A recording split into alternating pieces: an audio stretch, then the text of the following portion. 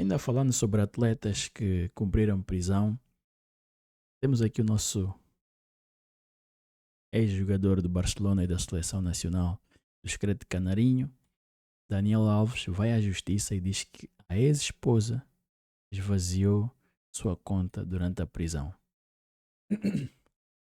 Ele que foi ilibado, saiu da prisão, depois de ter cumprido acho que 1 ano e pouquinho, por, lá está, mais uma vez, acusado de envolvimento não consensual com uma mulher. Jogadores de futebol parece que não aprendem. A notícia continua. Aguardando julgamento pela acusação de agressão de uma mulher, na última instância de Espanha, Daniela Alves acionou a justiça brasileira contra sua ex-mulher, Dinorá Santana. O ex-jogador afirma que Dinorá, que foi também sua procuradora entre 2012 e 2023, 11 anos, teria esvaziado suas contas bancárias durante o período em que esteve preso entre janeiro de 2023 e março de 2024. Quem diria? Quem diria? Na ação que ocorre em segredo de justiça, Daniel diz que Dinorá teria retirado 7 milhões de reais das suas contas entre março e maio de 2023, logo após a sua prisão em Espanha. O ex-jogador ainda afirma que, entre 2019 e 2023, 25 milhões de reais teriam sido transferidos das suas contas. Ele exige prestação de contas sobre o destino dos valores. Como é suposto, né? Se o dinheiro é teu, você tem direito a fazer exigências sobre o paradeiro do mesmo. Dinorá nega as acusações e se defendeu apresentando em contestação mais de 130 páginas de conversas e comprovantes. Em várias das conversas, o próprio Daniel solicita a transferência de valores. Em outras, uma funcionária da empresa que Dinorá e Daniel mantinham em conjunto, chamada Nata, é quem controla as despesas. Nata hoje trabalha exclusivamente para Daniel. Dinorá ainda contratou por conta própria uma auditoria nos documentos e recibos e apresentou os resultados à justiça. Bem, ela parece estar confiante. O relatório aponta a comprovação de destino de 25,4 milhões destes.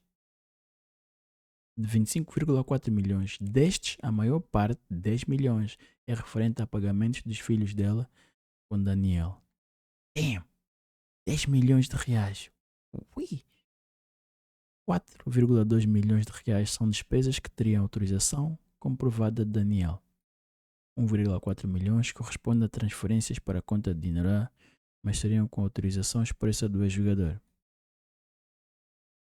E no meio disso tudo, só 1 milhão e 400 mil é que foram para a conta dela de forma ilícita. 10 milhões.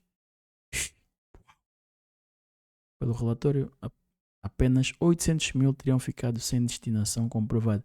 Pois é o que eu estava aqui a dizer. 1 milhão e 400 mil desse 800 mil. Pois pá. Dinorá ainda aponta que Daniel e Nata tiveram durante o período contestado acesso às contas e transferências sem que nunca tenham apontado irregularidade ou contestação. Ela parece estar confiante. O caso ainda não foi julgado. Daniel foi alvo em 2023 de uma ação de alimentos movida por Dinorá cobrando valores de pensão alimentícia.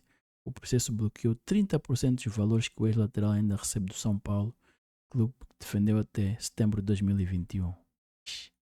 Desde então abriu várias frentes judiciais contra a ex-mulher, que é mãe de um casal de seus filhos. 5 milhões por cada filho. Muito, meu. Eu acho. Além das acusações financeiras, chegou a acusar Dinorá de afastar os filhos dele. Clássico. Alegou inclusive que ela estaria se vingando diante da recusa dele em reatar o relacionamento. Clássico. Daniel e Dinorá são divorciados desde 2012 e ela é casada com Fran Sérgio Bastos, que já foi agente do ex-jogador. Bro. Procurados pela reportagem, os advogados de Daniel Alves afirmaram que não irão comentar o caso, pois ele corre em segredo de justiça. Dinorá também não se pronunciou. Dá uma sensação que nosso amigo Daniel Alves está aqui numa situação complicada porque a maior parte dos fundos fo- foram legitimamente movimentados com o conhecimento dele e talvez ele por estar numa situação difícil não tivesse prestado atenção ou escapou-se-lhe da memória que assim tivesse ocorrido, mas a verdade é que ela parece estar confiante. A partir do momento em que ela paga do bolso dela para uma auditoria, Dani, você está em maus lençóis. Aqui outra coisa é o facto, esta parte dela fazer chantagem por causa dos filhos e estar amargurada é bem possível. As mulheres são criaturas vingativas, não é? E é bem possível que ela faça isso por despeito. O facto dela ter casado com um ex-agente dele, eu não entendo porque é que essas pessoas se casam entre elas. O teu ex-agente com a tua ex-mulher. É, é tão bizarro. É muito, muito bizarro. Existem tantas mulheres no mundo. Tanto, meu. Por quê, meu? Eu simplesmente, legitimamente, não consigo entender. Eu não consigo entender essa necessidade de todos comerem as mulheres uns dos outros. É muito bizarro para mim. Eu não consigo entender isso. Simplesmente não consigo. É, é absurdo, meu. Especialmente quando estamos a falar de pessoas com afluentes, pessoas abastadas, que transferem milhões de reais, de dólares, de euros, atletas multimilionários. Eu simplesmente não consigo entender essa, essa obsessão por partilharem as mulheres uns dos outros, casarem com a ex-mulher do outro, que eram colegas e amigos e tinham uma relação de. Não entendo isso. Eu não entendo. Não há outra forma de pôr isto. Eu simplesmente não consigo entender. Agora, meu amigo Dani, você vai ter que arranjar outra profissão, talvez como pastor, porque agora descobriste o Senhor, né? Você agora virou crente, que geralmente é algo que acontece quando as pessoas passam por situações extremas, né? Situações extremas, geralmente é quando encontra o Senhor, pá, vira pastor, I don't know, vira pastor,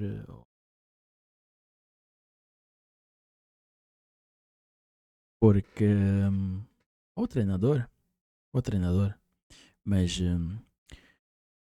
há um grande general chinês, Kung Ming, disse: é nos momentos difíceis que o verdadeiro caráter das pessoas se revela.